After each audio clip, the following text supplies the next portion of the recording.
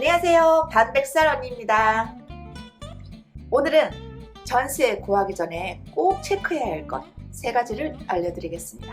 제가 지금 전세금 반환 소송 중입니다. 왜냐? 집주인이 만기가 되었는데도 전세금을 돌려주지 않고 있기 때문이죠. 물론 전세금을 돌려주지 않으면 저처럼 소송하는 방법도 있지만 너무 시간도 오래 걸리고 스트레스도 장난 아니에요. 그리고 변호사를 쓰지 않으면 세입자 본인이 모든 것을 준비해야 되는데 그 과정이 정말 스트레스의 연속입니다.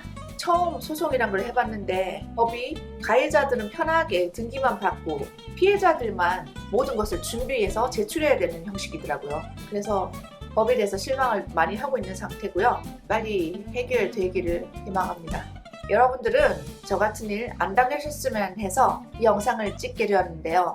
전세 구하기 전에 꼭 체크해야 할 것 3가지 여러분들께 알려드리겠습니다. 첫 번째, 등기부 등본을 확인하세요.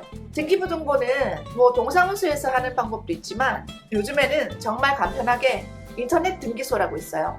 주소만 치시면 바로 확인할 수 있습니다. 확인하고 열람하는 데는 700원밖에 안 들고요. 그거를 발급을 받으려면 또 1,000원이 듭니다. 근데 발급 받을 필요는 없고 열람하셔서 그걸 캡처하셔가지고 보관하고 계시면 됩니다. 그거 확인하면 되니까요. 굳이 발급받을 필요는 없는 것 같아요.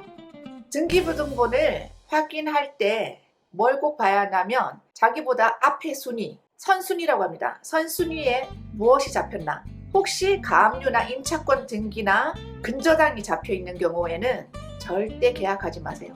부동산에서는 이런 얘기합니다. 이 집이 몇십억에 팔릴 거니까 선순위가 있어도 당신은 걱정 안 해도 된다. 제 얘기입니다. 지금 집주인이 팔 생각도 없어요. 가압류 걸려 있어서 팔리지도 않지만 집주인들은 집을 팔아서까지 세입자에게 돈을 돌려줄 생각이 대부분 없습니다. 그런 말도 안 되는 소리들 믿지 마시고요.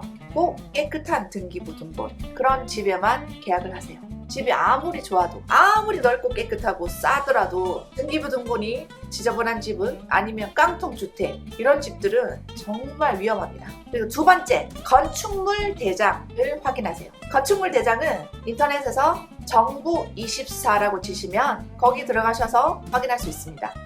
건축물 대장에는 2가지만 조심하시면 되는데요. 위반 건축물에 체크가 되어 있는지. 위반 건축물은 말 그대로 불법 건축물입니다. 불법으로 지어진 집은 절대 들어가시면 안 돼요. 그리고 두 번째, 근린생활주택이라고 되어 있는 집이 있습니다. 그런 집도 원래 주택으로 사용하면 안 되는 집이기 때문에 정말 골치 아픈 일이 생길 수 있어요. 나중에 내놨을 때도 안 나간다거나 또 대출도 안 되는 걸로 알아요. 근린생활주택을 짧게 얘기하면 근생이라고 합니다. 근생이라고 하면 쳐다도 보지 마세요. 위반 건축물에 체크가 되어 있다거나 근린생활주택인 경우에는 뒤도 돌아보지 말고 도망가세요. 계약을 하지 마세요. 전세 구하기 전에 체크해야 할 것 3번째, 주민등록증 진위 여부를 확인하셔야 합니다. 요즘에는 워낙 사기치는 사람들이 많잖아요. 그죠? 저도 한 번도 사용을 안 해봤는데 앞으로 계약할 때는 이 방법을 꼭 사용해 볼 예정입니다.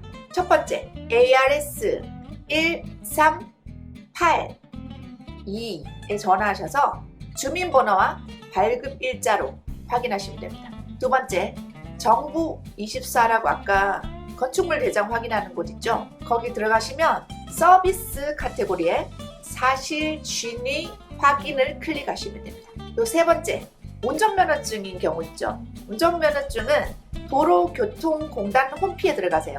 거기서 안전운전 통합민원 들어가시고 운전면허 발급 들어가세요. 거기서 면허증 진위 여부 조회에서 가능합니다. 정리를 하자면 첫 번째, 등기부 등본을 확인합시다.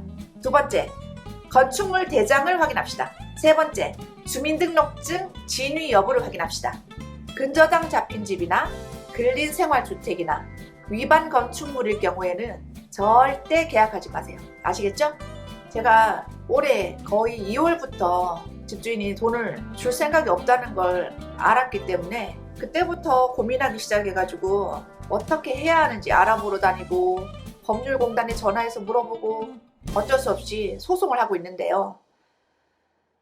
변호사 쓰면 되지 않냐라고 하지만 변호사 비용 만만치 않습니다. 변호사 비용 다 돌려받을 거라고 생각하잖아요. 그렇지 않습니다. 법정으로 정해진 액수 외에는 돌려받지 못합니다. 그렇기 때문에 나홀로 소송을 전자소송을 하고 있습니다. 어차피 변호사 써도 시간은 똑같이 걸린다고 하더라고요. 아무리 생각 안 하고 살려고 해도 저의 전 재산이 거기 다 묶여있고 99% 받는다고 하지만 받아야 받는 거잖아요. 그래서 심적으로 굉장히 힘듭니다. 그래서 여러분들은 애초에 저 같은 일을 안 당했으면 좋겠습니다. 저처럼 멍청하게 걸리지 마시고 제가 가르쳐드린 3가지 꼭 체크한 뒤에 집을 계약하세요. 그냥 마음에 든다고 선뜻 계약금 거시면 안 됩니다. 계약금을 날릴 수도 있어요. 아시겠죠? 그럼 다음 시간에 또 이어서 더 자세한 내용을 또 알려드릴게요. 등기부등본, 건축물 대장, 주민등록증 진위 여부 이 3가지 머릿속에 꼭 기억하고 계세요. 그리고 집 구하기 전에 제 영상 한 번 더 보시고 집을 구하시고요. 여러분들은